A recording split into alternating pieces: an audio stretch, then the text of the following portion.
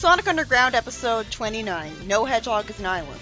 After the beginning wastes our time repeating what Sleet did at the end of the last episode, Robotnik does abandon Fortress to nobody and goes into an escape pod. The heroes are trapped in the fortress and the seawater leaks in, which worries Sonic. They go into a garbage disposal and Knuckles says he'd be diced up like leftovers if he went in here. I guess this Knuckles isn't completely isolated from normal society and culture and stuff since he actually knows where the garbage disposal is. Alright then, but that's not as unique to Knuckles. Although it is unique for Knuckles. He saves Sonic in the water and pulls the heroes along wires as he swims super fast, and Manic enjoys water skiing after him. They have a campfire where Knuckles nags them, and Sleet wants to rule the world. It was funny when Dingo said, "Can we do that?" Then they start bickering over who should rule the world. Sleet says that Dingo can't even drink a glass of water without using two hands. And Dingo says humorously that he doesn't spill as much as he used to. Impressively, he dives away with a parachute, being competent as he gets the emerald away from him. Never mind, he drops it, and the emerald splits into two and sends green energy out of them.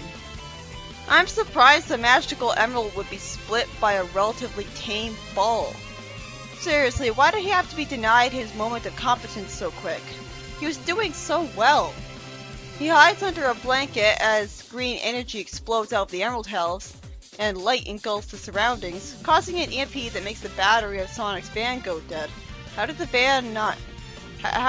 not kill people? Oh, never mind. The energy actually made the van jumpstart with energy instead of overloading its circuits. That makes total sense.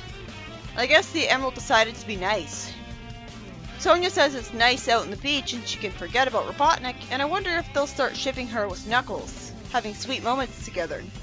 But instead, Knuckles single-mindedly complains about leaving the island, and he says that they're never wrong. Then there's an earthquake opening up the ground, and Sonia falls into a fissure. I guess now Knuckles will go down and save her. She's fine when she lands from that high. I guess she had rings. And then the earth starts closing in on her to be a dick. So Knuckles digs and tries to save her. Her karma for saying what took you so long is that it takes even longer for her to be rescued.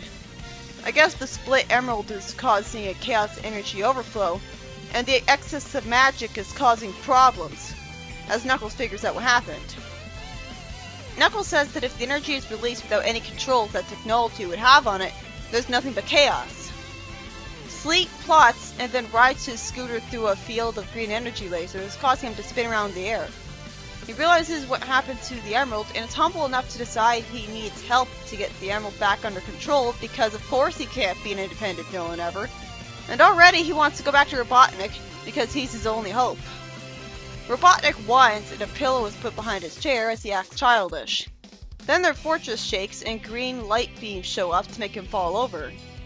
He figures out what Sleet did to his fortress and Dingo puts the house back together, but he gets electrocuted for a while. I'm sure he'll be somehow fine though. Green light beams show up all over the place and probably all over the planet, which you think would cause the kind of mass hysteria that would make people crash their cars. Sonic sees a green tornado and Robotnik yells at Sleet. It was amusing when Robotnik doubted that Dingo would ever have an idea. Yeah, right, like Dingo's ever had an idea.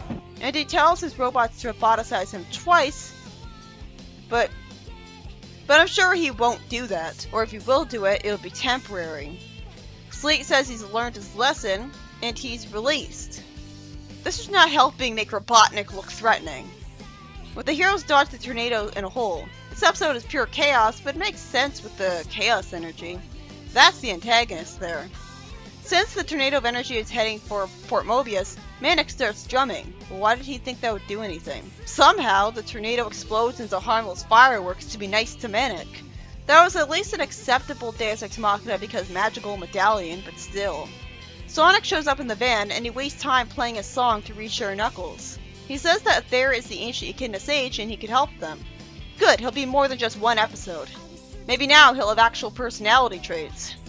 Robotnik plans to split up, and Sleet still wants to find the emerald first, and he says so right in front of some robots loyal to Eggman. Not that this will make a difference for some reason. The heroes walk up rocky stairs, with Sonic joking that Sonia's exercising doesn't normally work. Sleet spots the heroes with binoculars and tells Robotnik. Sonia and Manic are tired as a consequence of all that hiking. Knuckles says if there is a hermit with no visitors, and Manic says no surprise there because of all the stairs. Wait, there's not a ghost here. So he astral projected to Knuckles earlier. Well good, he can do more with a physical form. He tells Knuckles to place the emeralds in the capsule and to make an alliance with Robotnik to keep Mobius from being destroyed. He's got to be in touch with the ancient walkers, or otherwise the psychics, who already know that the emerald was split in half and what they have to do. Sonic runs into Sleet and presses a button to humorously close the door in his airship immediately after he says he's got him this time. And Knuckles digs a hole for their escape, while Sleet makes me giggle for the first time in the show because he says "let me out" and falls out of the van. Let me out! Let me out! Manic comes out of another hole and the heroes follow him into the van, driving away. Sonia asks where Knuckles is, and I guess he stayed behind to follow with their advice. He says he needs help to find an emerald and save Mobius, and the story ends with "to be continued." For the most part, the episode was kind of chaos because after Chaos Emerald split in half way too easily because Dingo isn't allowed to be competent for more than a few seconds, the antagonist of the episode was Chaos Energy itself, doing stuff for no reason, since the overflow of magic was causing all sorts of problems just to be a dick. Eventually, the heroes go to Aether, who's gotta be a psychic, and he tells them that only Robotnik can help them, naturally because he has technology. So he's the wise man, that's all. He doesn't seem to have the infuriating hatred of all technology ever, which is good, but he's also missing his arrogance, in the sense that he was kind of condescending to people in Archie because he thought he knew better. He's less flawed and interesting, but I'm so glad he's here. I was disappointed with how the villains were handled here. Instead of the episode continuing with Sleet and Dingo riding away together to rule the world, out of nowhere, Dingo turns on him and wants to rule the world himself, only to screw up. And Sleet goes back to Robotnik and is forgiven way too easily by the tyrannical dictator. That's lazy. Fortunately, he still wants the emerald for himself, so there's still technically more than one antagonist.